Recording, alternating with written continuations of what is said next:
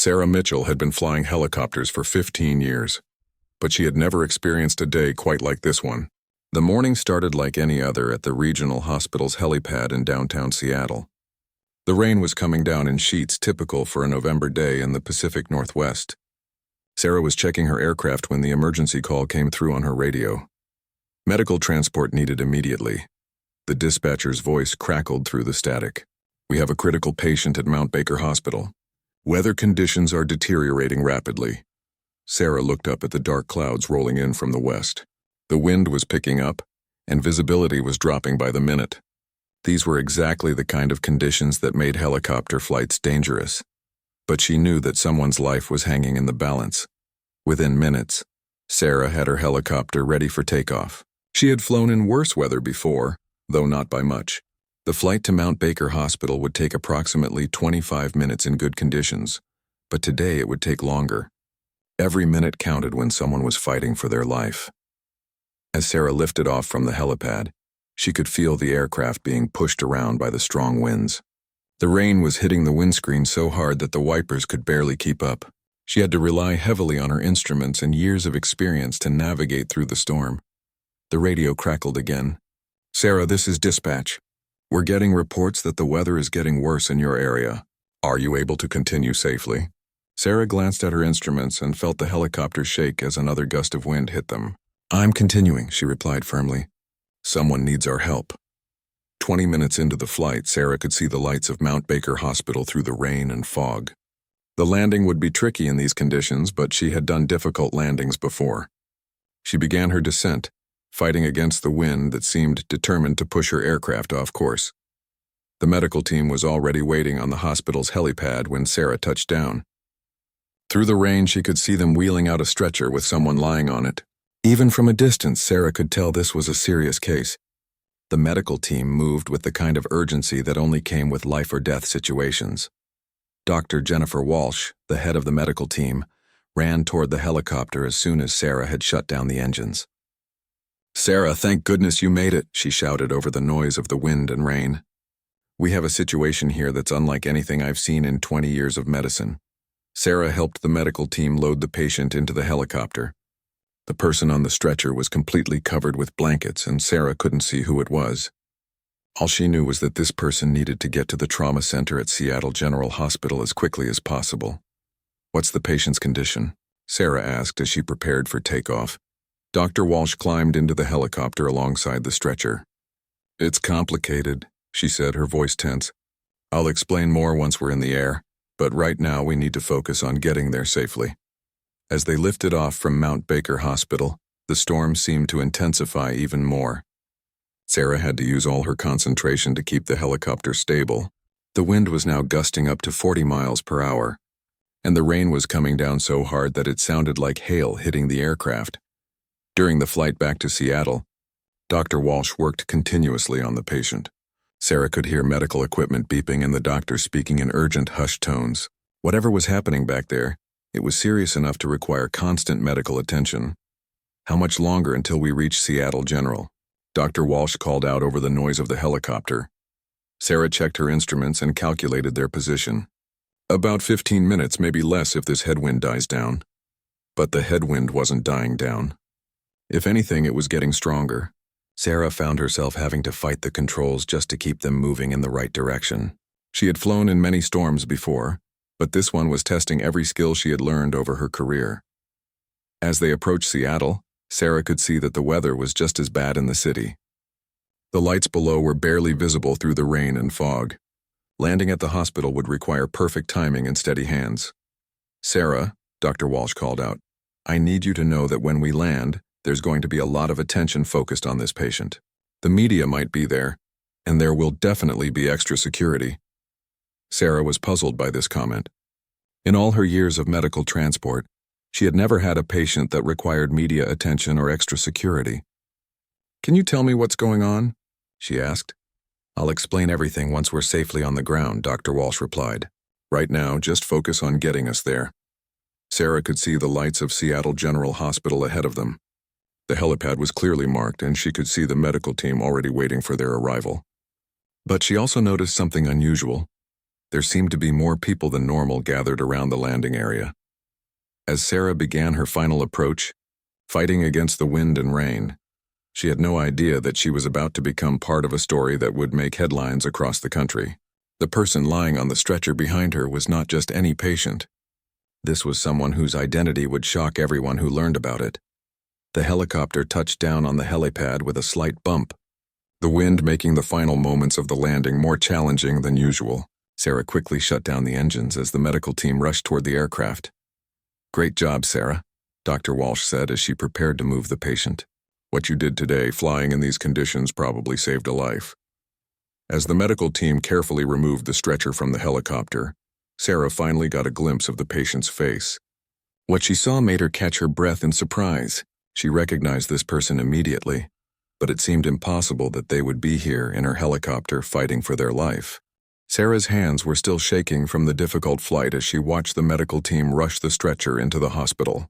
The face she had glimpsed belonged to Marcus Rivera, a man whose story had been front-page news just 6 months earlier. Marcus was a former construction worker who had become famous for exposing a massive corruption scandal involving the city's building permits department. The scandal had rocked Seattle's government and led to several high-profile arrests. Marcus had been the whistleblower who risked everything to bring the truth to light. He had testified before Congress and appeared on national television, telling the world about how corrupt officials were approving unsafe buildings in exchange for bribes. But Marcus had paid a heavy price for speaking out. He had lost his job, received death threats, and had been forced to move his family to a safe location. The last Sarah had heard, Marcus was living under federal protection somewhere outside the state. So why was he here, unconscious and fighting for his life? Dr. Walsh noticed Sarah's shocked expression. "You recognize him, don't you?" she said quietly. Sarah nodded. "Everyone in Seattle knows who Marcus Rivera is. But I thought he was in witness protection. How did he end up at Mount Baker Hospital?" "That's what makes this situation so complicated," Dr. Walsh explained. Marcus was found 3 days ago in the mountains near the Canadian border. He was discovered by hikers, unconscious and suffering from severe hypothermia and dehydration. "He's been in a coma since we brought him in." Sarah tried to process this information. "Was he camping, hiking?" Dr. Walsh shook her head. "We don't think so. He wasn't dressed for outdoor activities, and he had no camping gear with him. The strange thing is, no one knows how he got there or why he was in the mountains in the first place." As they walked toward the hospital entrance, Sarah could see news vans pulling into the parking lot. Word was already spreading that Marcus Rivera had been found and was being treated at Seattle General Hospital. "The FBI has been waiting for him to wake up," Dr. Walsh continued. "They've had agents stationed at Mount Baker Hospital since we brought him in. There are so many unanswered questions about what happened to him." Sarah remembered the corruption case that had made Marcus famous. Construction companies had been paying city officials to approve building permits for structures that didn't meet safety codes. When one of those buildings collapsed during an earthquake, killing 12 people, Marcus couldn't stay silent any longer. He had secretly recorded conversations with his supervisors and gathered evidence showing that they knew the buildings were unsafe. When Marcus went public with his evidence, it led to criminal charges against 15 city officials and construction company executives. The trial had been a media sensation. Marcus testified for 3 days, describing in detail how the corrupt system worked. His testimony was so damaging that several defendants changed their pleas to guilty, rather than face cross-examination. But the victory came at a tremendous personal cost. Marcus received numerous death threats, and his family had to be placed in protective custody. His wife, Maria, and their 2 young children were relocated to an undisclosed location for their safety. "Has anyone contacted his family?" Sarah asked as they entered the hospital. "That's another complication," Dr. Walsh replied. "The federal marshals are handling all communications. His wife doesn't even know he's been found yet. They're waiting until he wakes up and can tell them what happened before they make any decisions about bringing his family here." Inside the hospital, Sarah could see the extra security that Dr. Walsh had mentioned. There were federal agents in the hallways, and additional hospital security guards were stationed at key points throughout the building. Sarah was led to a waiting area where she could complete her paperwork for the medical transport.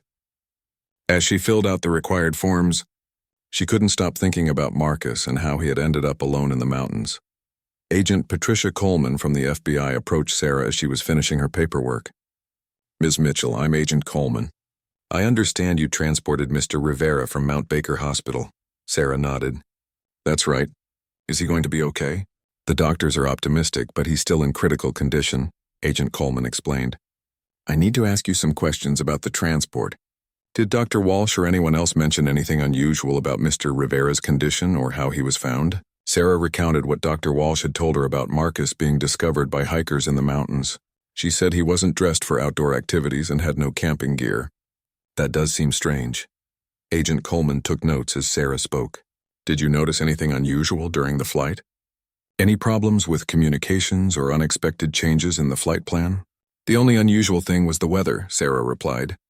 It was one of the most difficult flights I've made in years. The storm made everything more challenging. As they talked, Sarah learned more about the mystery surrounding Marcus's disappearance. He had vanished 3 weeks earlier, while supposedly traveling between safe houses under federal protection. The marshals had been transporting him to a new location when their convoy was forced to stop due to a road closure caused by a landslide. Marcus got out of the vehicle to stretch his legs during the delay, Agent Coleman explained. When the marshals turned around 5 minutes later, he was gone. We've been searching for him ever since. The timing of Marcus's disappearance was particularly troubling because it came just 2 weeks before he was scheduled to testify in another corruption case. This new case involved some of the same people who had been implicated in the original building scandal. We believe someone may have been tracking our movements, Agent Coleman said. The question is whether Marcus escaped on his own or if he was taken. Sarah thought about this as she looked around the busy hospital. If Marcus had been kidnapped, how had he ended up alone in the mountains? And if he had escaped on his own, why hadn't he contacted the authorities? The doctors think he might have suffered some kind of head injury, Agent Coleman continued. He has a concussion, which could explain why he hasn't regained consciousness yet. But until he wakes up and can tell us what happened, we're operating in the dark. As if on cue, Dr. Walsh appeared in the waiting area. Agent Coleman, you need to come quickly. Marcus is starting to show signs of waking up. Sarah watched as Agent Coleman hurried away with Dr. Walsh. She knew that the next few hours would be critical, not just for Marcus's recovery, but for understanding what had happened to him during those missing 3 weeks. As Sarah prepared to leave the hospital, she couldn't shake the feeling that Marcus's story was far from over. The man who had risked everything to expose corruption was now at the center of another mystery, one that could have implications far beyond anyone imagined. Sarah was halfway to her helicopter when her phone buzzed with an urgent message from the hospital. Dr. Walsh was asking her to return immediately. Marcus Rivera had awakened, but something was very wrong with what he was saying. When Sarah arrived back at the intensive care unit, she found a crowd of federal agents, doctors, and hospital security gathered outside Marcus's room.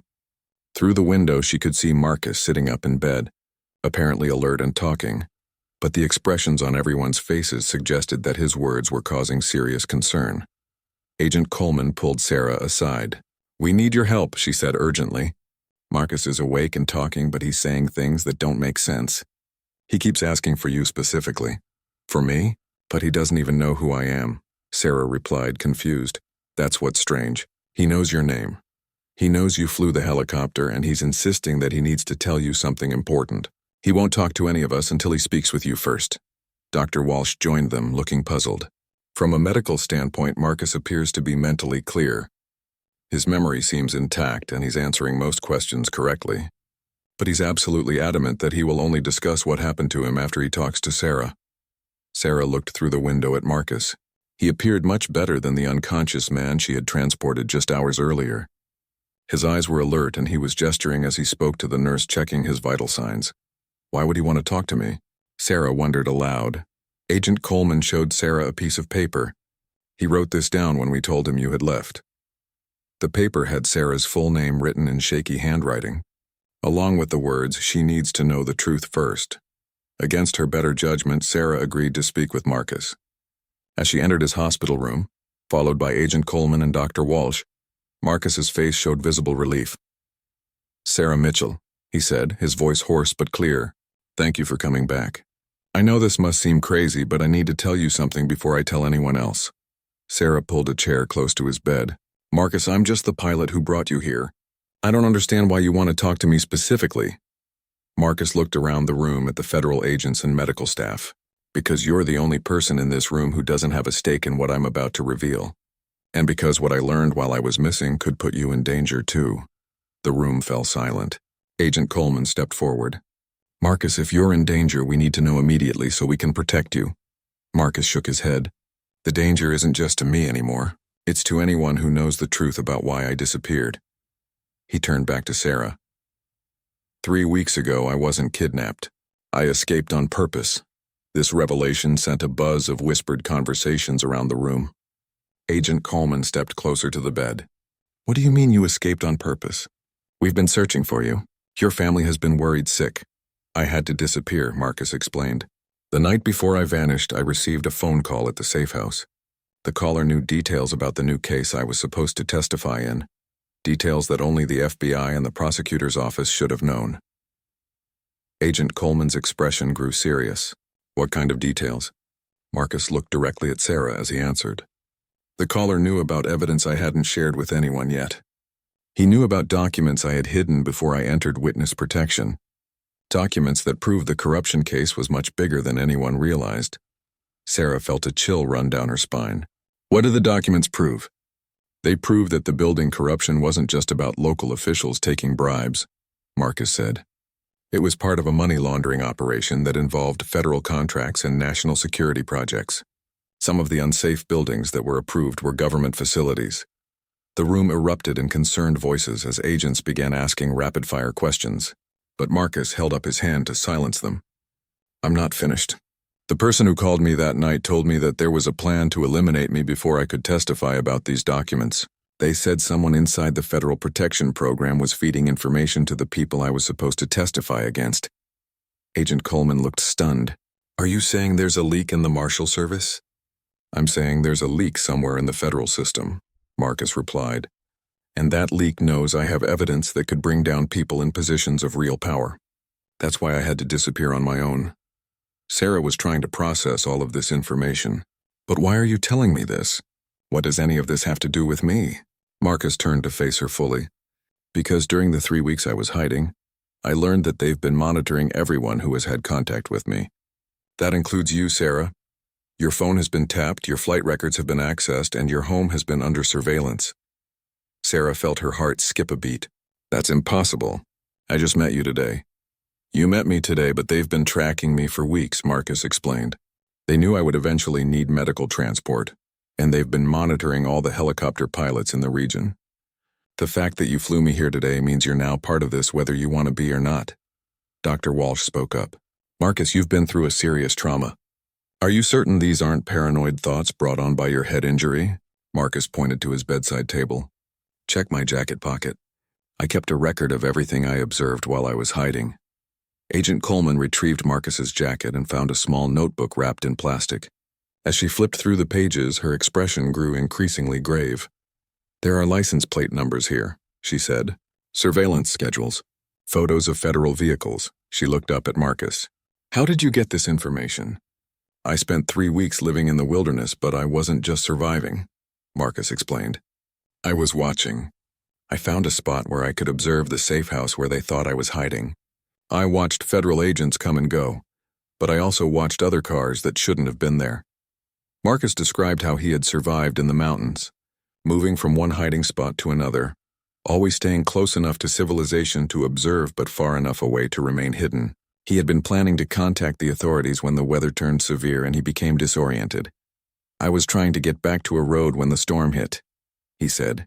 I must have gotten turned around in the snow and cold. The next thing I remember is waking up here. Agent Coleman was still reading through the notebook. Some of these license plates belong to vehicles registered to shell companies. This is serious intelligence. Sarah realized that her simple medical transport flight had just thrust her into the middle of a conspiracy that was much larger and more dangerous than she could have imagined. What happens now?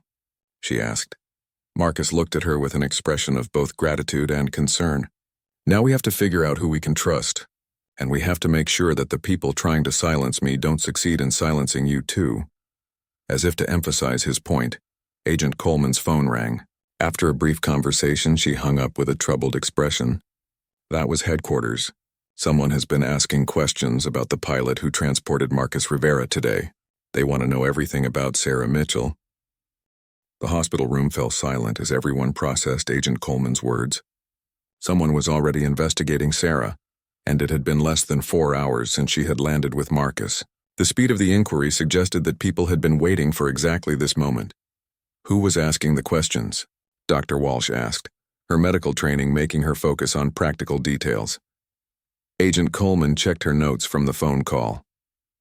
The request came through official channels, but it was marked as a routine background check for a federal transportation security review.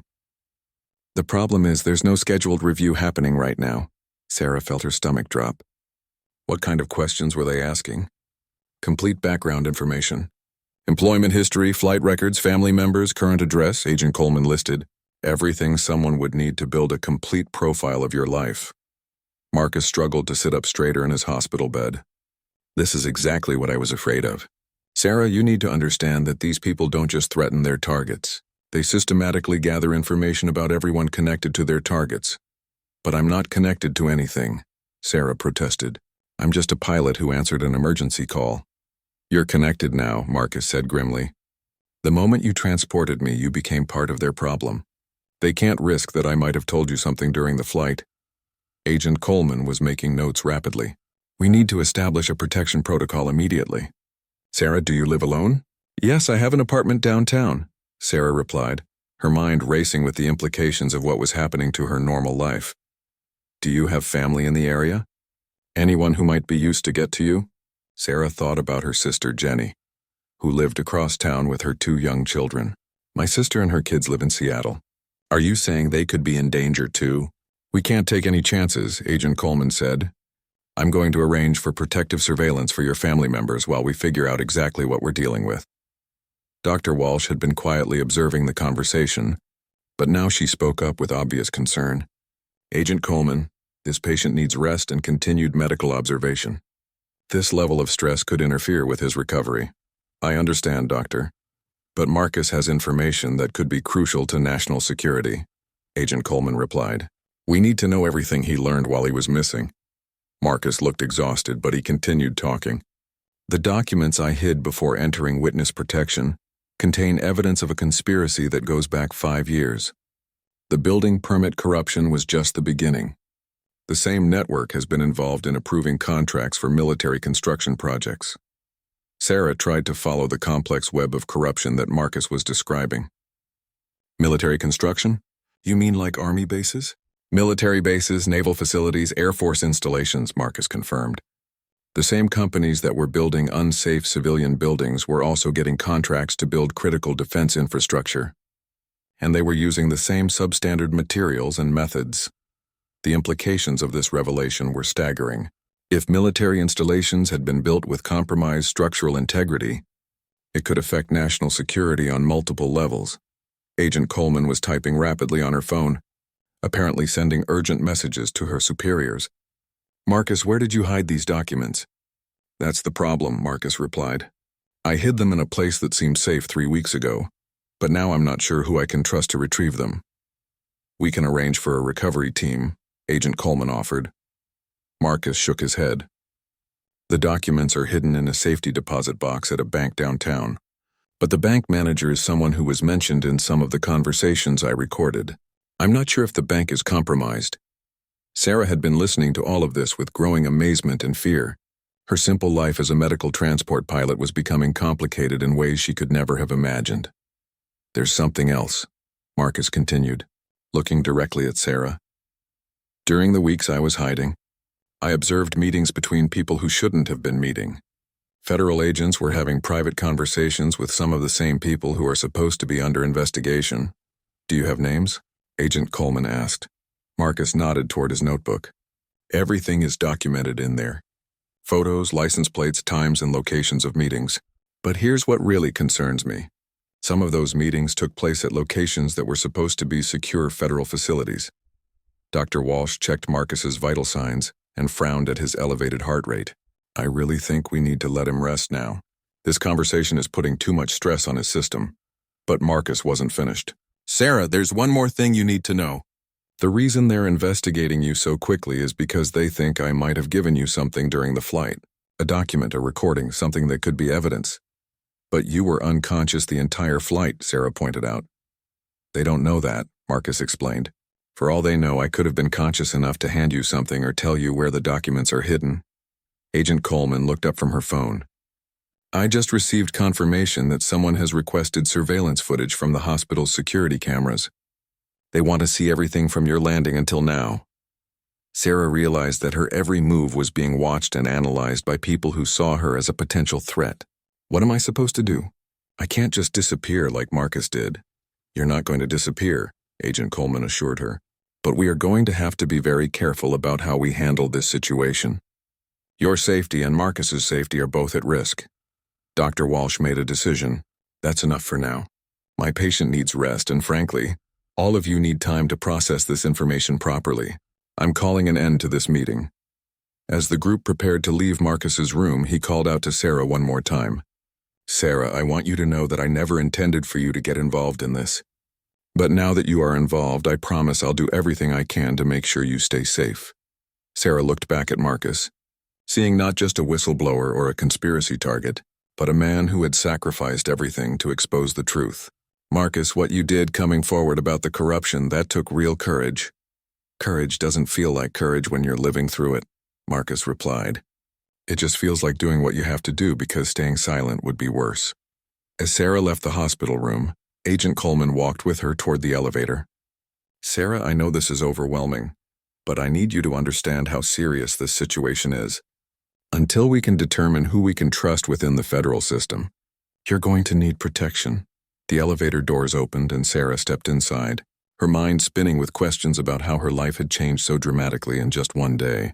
As the doors closed, she caught a glimpse of her reflection and barely recognized the worried expression on her face. Outside the hospital, the storm that had made her flight so difficult was finally beginning to clear. But Sarah knew that the storm surrounding Marcus Rivera's revelations was just beginning. 2 days after Marcus Rivera woke up in the hospital, Sarah found herself sitting in a secure conference room at the FBI field office, staring at photographs that made her question everything she thought she knew about her own life. Agent Coleman had called her in for what was supposed to be a routine debriefing, but what Sarah discovered was far from routine. These photos were taken over the past 6 months, Agent Coleman explained, spreading pictures across the table. We didn't realize their significance until Marcus told us about the surveillance he observed. Sarah picked up one of the photographs and felt her blood run cold. It showed her getting out of her car in the parking lot of her apartment building. The timestamp indicated it was taken 3 months ago, long before she had ever heard of Marcus Rivera. Someone has been watching me for months? Sarah asked, her voice barely above a whisper. Agent Coleman nodded grimly. It appears that way, and it's not just you. We found evidence of surveillance on 12 other helicopter pilots in the region, plus medical transport coordinators, hospital staff, and emergency dispatchers. The scope of the surveillance was staggering. Someone had been systematically monitoring everyone who might potentially be involved in transporting Marcus Rivera if he ever needed emergency medical care. How is that even possible? Sarah asked. How could they know months in advance that Marcus would need a medical transport? They couldn't know for certain, Agent Coleman explained. But they could prepare for the possibility. Marcus was a high-value target because of what he knew. His handlers in witness protection would have had contingency plans for medical emergencies, and those plans would have involved helicopter transport to major hospitals. Sarah studied another photograph showing her helicopter on the helipad at the regional hospital. The picture had been taken from a considerable distance, suggesting professional surveillance equipment. There's something else, Agent Coleman continued. We've been analyzing the notebook that Marcus kept while he was hiding. Some of the license plates he recorded belonged to vehicles that were also photographed near your apartment building. The realization hit Sarah like a physical blow. The same people who had been trying to track Marcus had been watching her, learning her routines, and preparing to use her as a tool in their operation. Agent Coleman, I need to ask you something directly, Sarah said. How do I know that you're not part of this conspiracy? Marcus said there were leaks in the federal system. Agent Coleman set down her pen and looked directly at Sarah. That's a fair question, and honestly, it's the right question to ask. Marcus has been very careful about who he trusts with information. He's been sharing different pieces of the puzzle with different people to see if any of those pieces surface in the wrong places. What do you mean? He told me one version of where the documents are hidden. He told Agent Harrison from the Marshal Service a different version. And he told the prosecutor's office a third version. If any of those false locations get compromised, we'll know where the leak is. Sarah was impressed by Marcus's strategic thinking, but it also made her realize how deep the paranoia had to run when you couldn't trust the very people who were supposed to protect you. Agent Coleman's phone buzzed with an urgent message. After reading it, her expression became even more serious. "Sarah, we have a problem.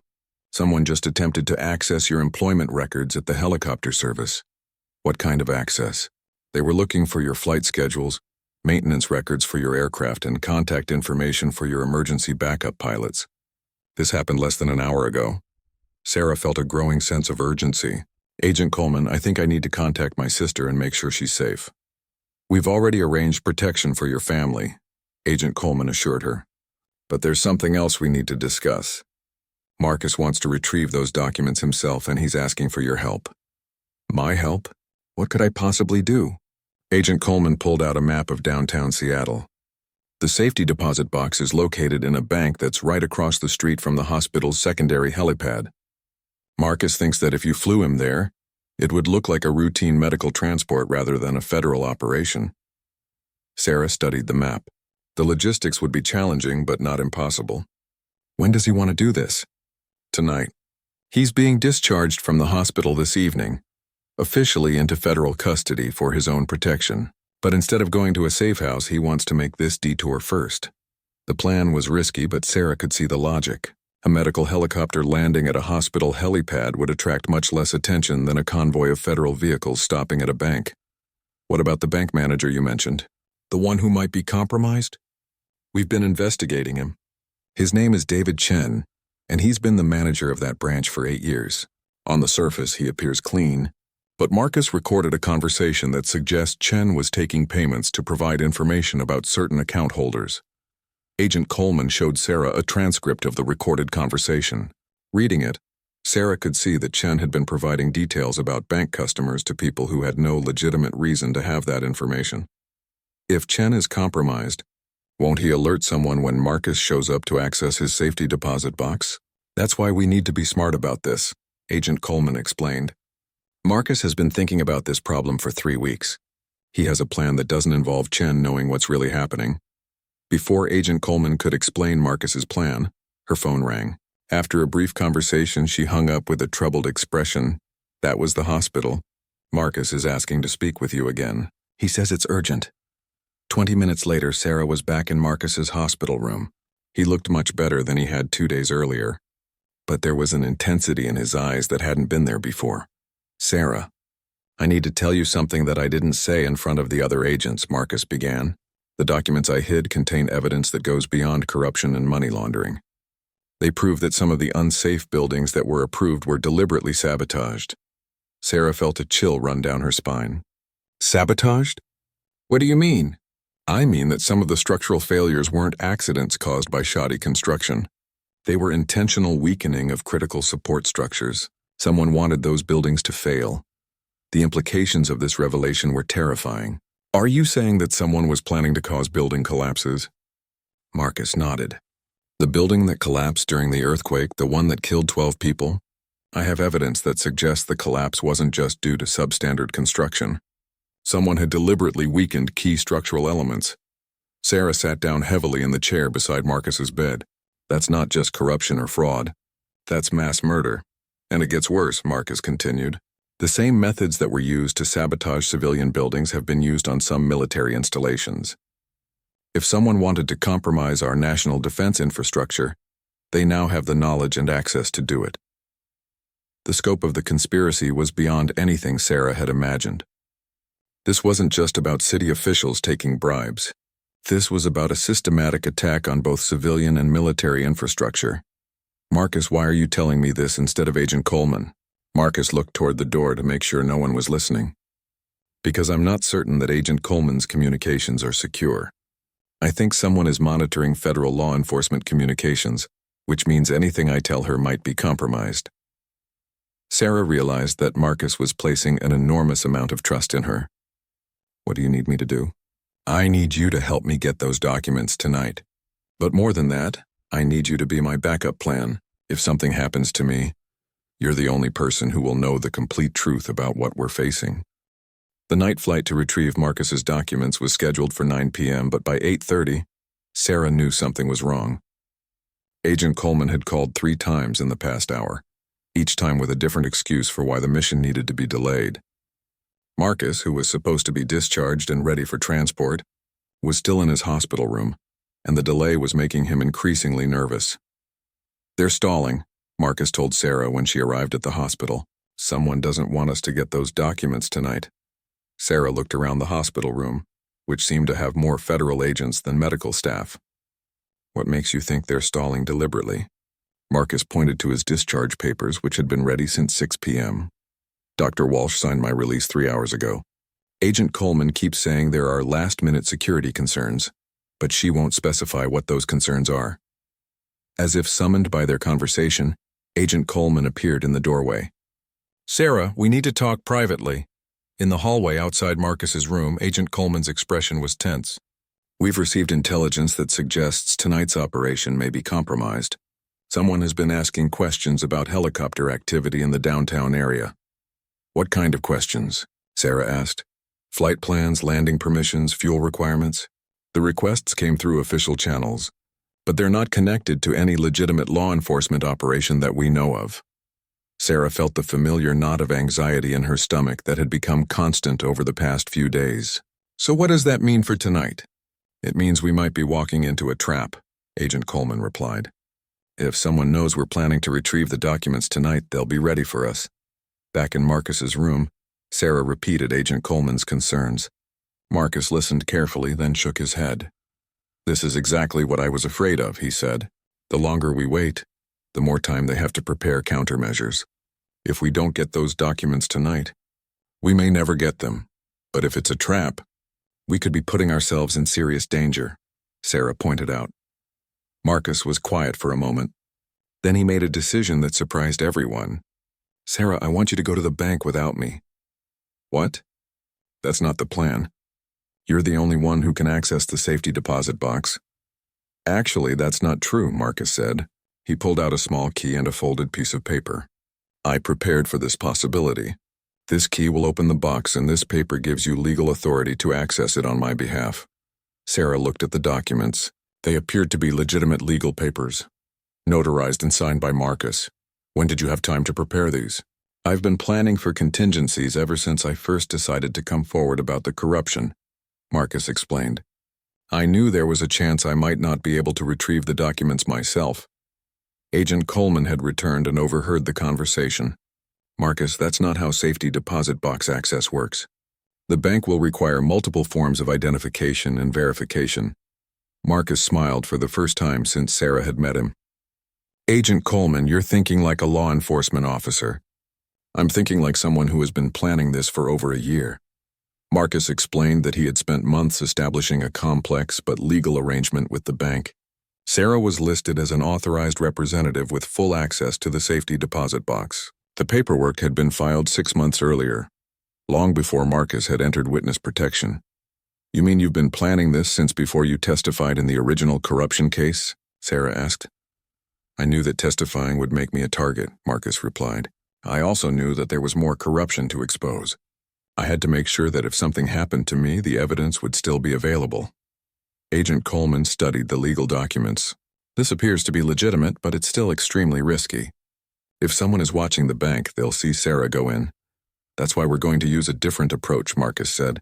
"Sarah, do you remember when I told you that the bank manager might be compromised?" Sarah nodded. "Well, I've been thinking about that problem. David Chen, the bank manager, doesn't work night shifts. The evening staff consists of a security guard and an automated system for after-hours access to safety deposit boxes." Marcus had researched the bank's security procedures extensively.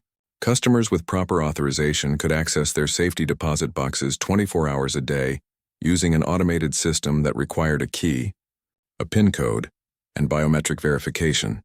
The biometric scanner was programmed with your fingerprints 6 months ago, Marcus told Sarah. Everything you need to access the box is in that envelope. Sarah looked at the envelope Marcus had given her. Inside, she found the safety deposit box key, her authorization papers, and a card with a PIN code written on it. Marcus, how did you get my fingerprints 6 months ago? I didn't even know you existed then. Marcus looked slightly embarrassed. I had help from someone who believed in what I was doing. Someone who had access to fingerprint records through their job. The mystery was becoming more complex by the minute. Who helped you? Dr. Walsh, Marcus replied. She's been working with me since the beginning. Sarah turned to look toward the door where Dr. Walsh had just appeared. The doctor's expression confirmed what Marcus had just revealed. Dr. Walsh, you've been part of this all along? Dr. Walsh stepped into the room and closed the door behind her. Sarah, I need you to understand something. The building that collapsed during the earthquake, the one that killed 12 people, my nephew was one of those victims. The personal connection explained Dr. Walsh's involvement. But it also raised new questions about who else might be part of Marcus's network of supporters. When Marcus first came forward with evidence about the building corruption, I realized that David's death wasn't just a tragedy, Dr. Walsh continued. It was a murder that was covered up as an accident. Marcus added, Dr. Walsh has been helping me gather medical evidence about the victims of the building collapse. Some of them survived the initial collapse but died later due to injuries that could have been prevented if the building had been constructed properly. The conversation was interrupted by Agent Coleman's phone ringing. After a brief conversation, she hung up with an urgent expression. We have a problem. Someone just triggered the security system at the bank. There are people inside the building right now and they're not supposed to be there. Marcus's face went pale. They're after the documents. If we don't get there soon, the evidence will disappear forever. Sarah made a decision that surprised everyone, including herself. I'm going to the bank now, tonight, before anyone else can get to those documents. Sarah, it's too dangerous, Agent Coleman protested. It's too dangerous not to go, Sarah replied. If those documents contain evidence of deliberate sabotage and murder, then the people responsible are still out there. They could strike again. Marcus looked at Sarah with an expression of gratitude and concern. Are you sure about this? Sarah thought about the 12 people who had died in the building collapse, about Dr. Walsh's nephew, about the potential for more attacks on civilian and military infrastructure. I'm sure. As Sarah prepared to leave for the bank, Marcus called out to her one final time. Sarah, there's one more thing in that safety deposit box. Along with the documents, you'll find a recording that explains everything. If something happens to me, that recording will tell the complete story of the conspiracy. Sarah nodded and headed for the door, knowing that the next few hours would determine whether justice would be served or whether the truth would be buried forever. The downtown streets were eerily quiet as Sarah approached the bank at 11:30 p.m. From her helicopter, which she had landed on the hospital helipad 3 blocks away, she had been able to see that there were indeed vehicles parked near the bank that shouldn't have been there at that hour. But she had also seen police cars arriving, which gave her hope that Agent Coleman had arranged for backup. Sarah used the employee entrance that Marcus had told her about, accessed with the keycard he had given her. The bank's interior was dimly lit by emergency lighting, but the automated safety deposit box system was fully operational. As she made her way through the quiet hallways, Sarah could hear voices coming from the main banking floor. Following Marcus's instructions, Sarah found the safety deposit box access area in the basement level of the bank. The automated system required her to insert the key, enter the PIN code, and place her hand on the biometric scanner. To her amazement, everything worked exactly as Marcus had predicted. The safety deposit box was larger than Sarah had expected, and it was completely full. There were manila folders containing hundreds of documents, several USB drives, and what appeared to be multiple recording devices.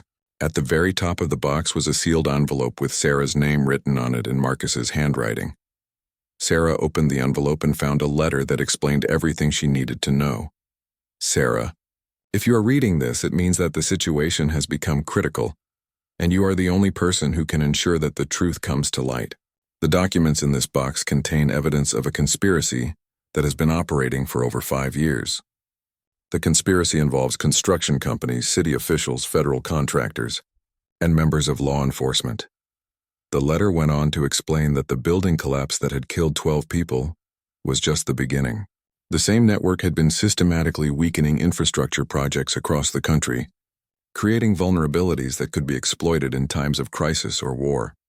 The USB drives contain recordings of conversations that prove the conspiracy reaches into the highest levels of government. Marcus's letter continued. But be warned, some of the people involved in this conspiracy are the same people who are supposed to be investigating it. Sarah quickly gathered all the materials from the safety deposit box, stuffing them into the large bag she had brought. As she prepared to leave, she heard footsteps in the hallway above her. Using the back exit that Marcus had shown her on the building plans, Sarah made her way out of the bank without being detected. But as she reached her helicopter, she realized that someone had been waiting for her. Agent Coleman was standing beside the aircraft, but she wasn't alone. With her were two men in dark suits whom Sarah didn't recognize. "Sarah, I need you to give me everything you just retrieved from the bank," Agent Coleman said, her voice tense. "Agent Coleman, who are these men?" Sarah asked, instinctively clutching the bag tighter. "They're federal agents from a joint task force investigating the corruption case," Agent Coleman replied. "The evidence you retrieved needs to be processed through proper channels." Something in Agent Coleman's voice didn't sound right to Sarah. She remembered Marcus's warnings about not knowing who to trust within the federal system. "I think I should take this evidence directly to Marcus," Sarah said. "He'll know how it should be handled." One of the men in suit stepped forward. "Ms. Mitchell, that evidence is now part of a federal investigation. You're required by law to turn it over to us." Sarah made a quick decision. "Then you can follow me back to the hospital and we'll all review it together with Marcus." Before anyone could respond, Sarah climbed into her helicopter and started the engines. She could see Agent Coleman and the two men having an urgent conversation, but she didn't wait to hear what they were saying. During the short flight back to the hospital, Sarah's radio crackled with urgent messages. Agent Coleman was demanding that she return to the bank immediately, claiming that she was interfering with a federal investigation. But when Sarah landed at the hospital, she was met by Dr. Walsh and a group of people she didn't recognize. Dr. Walsh quickly explained that these were journalists and investigators who had been working with Marcus for months to expose the conspiracy. "Sarah, Agent Coleman is not who she claims to be," Dr. Walsh said urgently. "While you were at the bank, Marcus discovered that she's been feeding information to the people we're trying to expose." The revelation explained why Agent Coleman had been so eager to delay the mission and why she had been at the bank waiting for Sarah inside the hospital. Marcus was no longer in his room. Instead, he was in a secure conference room with representatives from the FBI's Internal Affairs Division, the Department of Justice, and the media. "Sarah," Marcus said when she entered the room, "thank you for risking everything to get those documents. What you retrieved tonight will change everything." Over the next several hours, as the contents of the safety deposit box were examined, the full scope of the conspiracy became clear. The documents proved that a network of corrupt officials had been systematically weakening critical infrastructure for years, creating vulnerabilities that could be exploited by foreign adversaries or domestic terrorists. The recordings on the USB drives contained conversations that implicated dozens of people in positions of power, including federal agents, construction executives, and government officials. Most shocking of all, the evidence showed that the building collapse that had killed 12 people was just a test run for larger-scale attacks that were being planned. Agent Coleman was reporting our every move to the conspiracy, Marcus explained to Sarah. "If you had given her those documents, they would have disappeared forever, and the people responsible would never have been brought to justice." As dawn broke over Seattle, Sarah found herself sitting in the hospital cafeteria with Marcus and Dr. Walsh, watching news reports about the massive federal raids that were taking place across the country. Based on the evidence Marcus had gathered, over 60 people were being arrested in connection with the infrastructure sabotage conspiracy. "Marcus, what happens now?" Sarah asked. "Now the real work begins," Marcus replied. "We have to rebuild the trust that was broken by this conspiracy. We have to make sure that the infrastructure that was compromised gets properly repaired, and we have to make sure that something like this never happens again." Dr. Walsh added, "And we have to remember the 12 people who died in that building collapse. Their deaths weren't just a tragedy, they were a warning that we almost ignored."